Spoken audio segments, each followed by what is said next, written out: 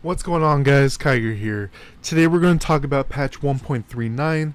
The patch notes are live for SEA, Southeast Asia region, and Ninja will drop over there tomorrow. We're going to talk about everything in 1.39 as well as talk about Ninja. Let's get into it.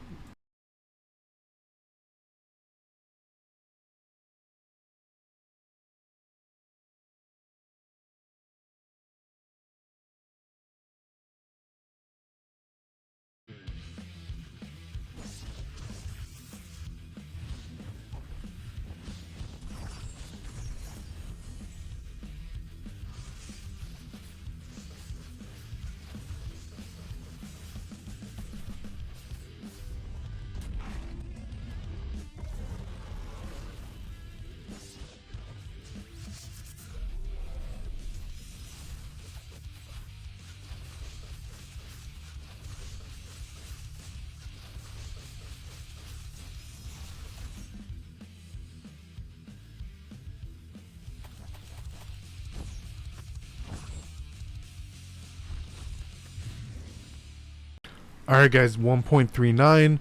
I will have this posted on my Discord in the resources channel so you can read it at your leisure, but I'm going to read through it and give you my thoughts of it as we go. So new features, new class Ninja. New class 2 specializations, Blazing Owl and Shadow Owl. It's weird that they kind of changed all the names. It was supposed to be Night Owl as the name of the class, and now it's Ninja. And Ninja was supposed to be one of its subclasses. I liked it better when it was Night Owl with Ninja and Assassin as the subclass names, but whatever.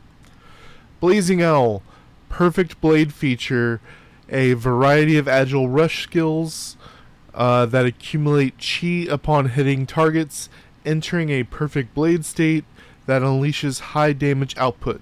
The specialization boasts strong battlefield sweeping capabilities. This looks like the one that I showed you guys the other day.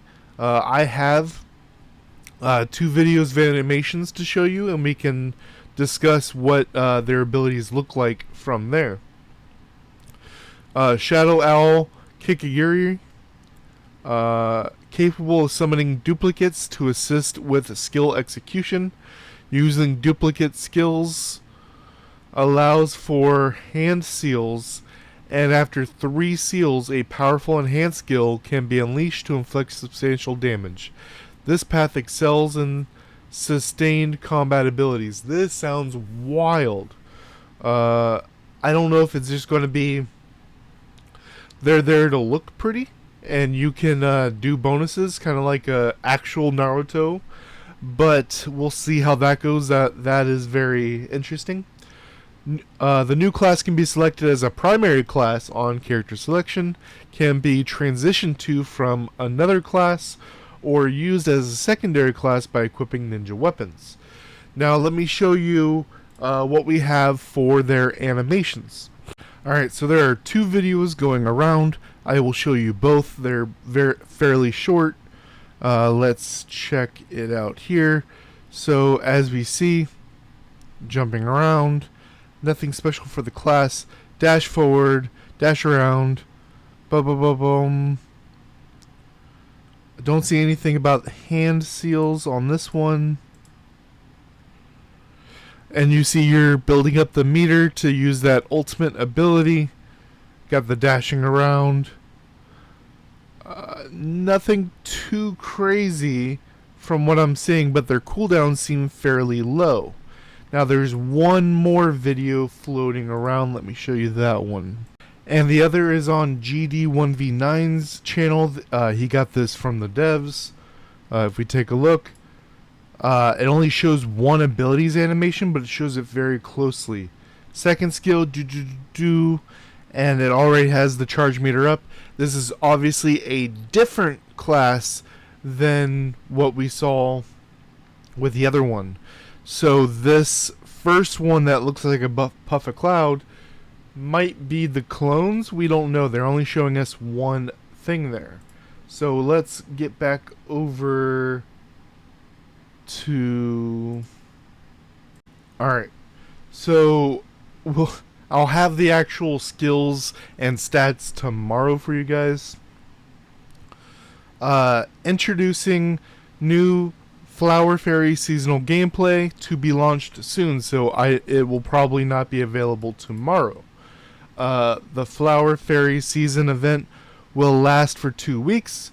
During this period, the Wind Fairy pool feature the seasonal Flower Fairy Tranquil Balloon Flower will be available. I don't know if that's a translation issue or if this is what SEA had before SPs, which is like a new version of upgrades for fairies. I really hope not. As far as I'm aware, global and SEA in servers are not fans of the SPs, so we'll see how that goes. Participate, associate gameplay, complete challenges, with other players, large number of season points, unlock point rewards. Earn points will also grant equivalent amount of seasonal currency, which can be spent in the seasonal store. Using the seasonal Flower Fairy. And seasonal gameplay will provide additional bonuses. Higher star level, the bigger the bonuses. Switching Flower Fairy teams within the gameplay is not allowed. Ooh, that's interesting. Please arrange before. During the season, you can also link high star Flower Fairies of the same attribute to the seasonal Flower Fairy to grant it stronger abilities. In the seasonal gameplay, the seasonal Flower Fairy will receive additional combat attributes. So that's interesting. New Pure Crystal System.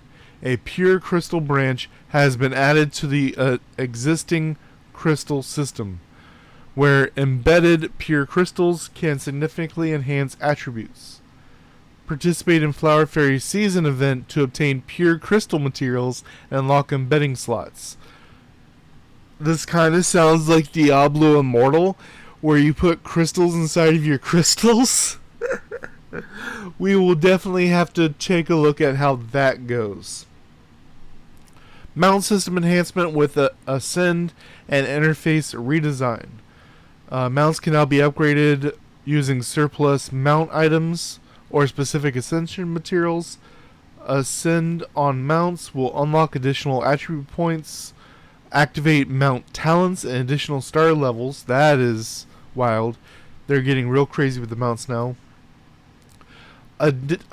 Initially, the mounts available for Ascend include Chico and Thunderbeast. Chico, I believe, is the chicken that you start with to begin with.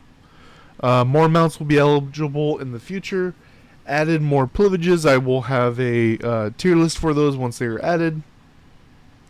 For mounts with existing experience prior to the update, only the remaining materials needed to reach the next level will be required.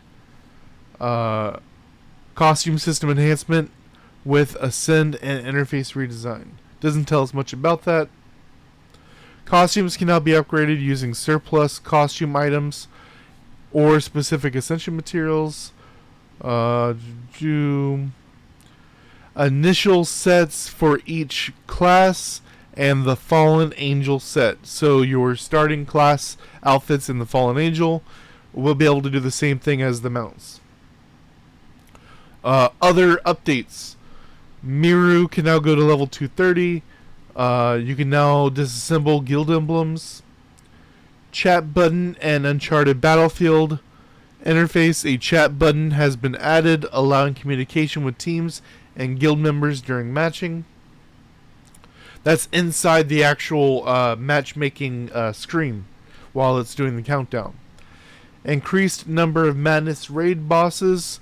Adjustment made to refresh based on the current active number of players on the server. I don't know if this means there's going to be higher difficulty, like 7-star, 8-star, 9-star. We'll see how that goes. Continuous level up support for passive skills. Once you hit level 220, you can get base stat bonuses, but they take a long time to level up. Now you can do it in one click. Stackable Flower Fairy will enhancement materials.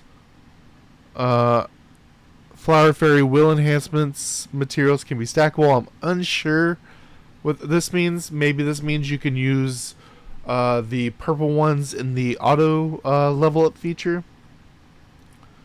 Totem glyph, in your inventory, so they don't take up a bunch of spot, is what it sounds like. So it'll be like 100 purple instead of each taking up a spot. That is huge. Enhancement shortcut button for pixel weapons. Added enhancement shortcut button weapons related to pixel weapons. The pixel weapons, the Minecraft weapons, were kind of hard to go into and find them and do all the upgrades. Preview feature on main interface. Added a new feature above the backpack on the main interface to preview limited time events, so you don't have to go into the events tab to find the new events. Now it's going to be in your face that a new event's going on, like other mobile games. Anonymous mode for recharge leaderboard. Players can now choose to hide their personal information on the recharge leaderboard. Safety and spending, people. On to 11. Regular bonus portal management. Once all activities in a series are completed, their individual access points will be closed, and the main portal will be closed after all are completed. Unsure. This might be the one that you do for experience points. That you don't get confused or something. I'm unsure. Enhanced feature unlock pop-up. Added a go-to button feature. Oh, that is huge. So if you go if you go in what you're missing, and then it says you're so on this, and you click it, it'll take you right to that thing telling you how to upgrade it and things like that. Added a feature preview to the daily quest display to enhance anticipation and engagement. Enhanced visual effects of dragon boat drum. Added item pickup effects to enhancement visuals, whatever. Improve the selection process within the wheel interface. Hopefully that's good, because wheels have been hard to do with that. Prevented users who are blocked from leaving messages on the home message board. I'm unsure if there was a limit to home boards, but people were having issues leaving them. Arena revenge mechanics streamlined to make it easier. Guild League rewards for buys. Optimize the rewards for buys. Now members who have logged in or are online during the event period will receive rewards instead of having to reclaim them the next day. Misfire prevention. Move the settings button below the chat button to prevent accidental taps during PvP. That's good. Enhance fate card attribute. Improve the display. Activity links in chat. Shortcut. They already told us about this one. Team 6 getting a shortcut for PC. Camera optimization. This is hopefully huge.